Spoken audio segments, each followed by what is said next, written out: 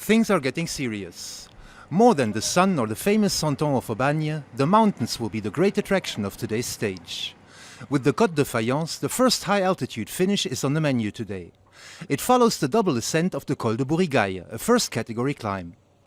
And when it gets to the final and decisive 60 kilometers, two men are in the lead. They're the only survivors of an early 8-man escape group.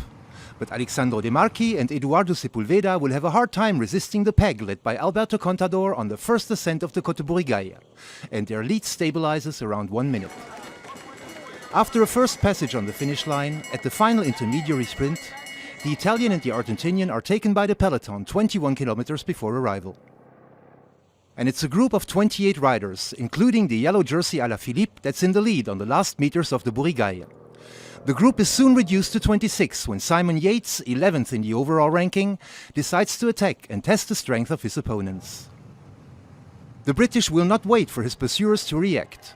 Yates gives it all and starts the ascent of the Côte de Fayence with a lead of 45 seconds, more than enough to take a first stage win on the roads of Paris-Nice.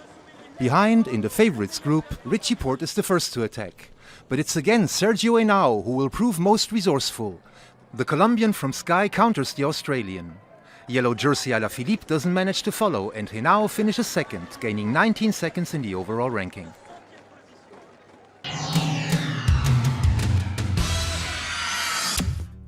Even though he was amongst the top 15 in the overall ranking, no one seems to have taken Simon Yates' attack seriously. The British from Orica Scott broke off on the second ascent of the Col de Bourigaille and quickly gained a lead high enough to ride to victory on the Mur de Fayence. After a first stage win on the Vuelta last year, it's a new prestigious victory for the 24-year-old.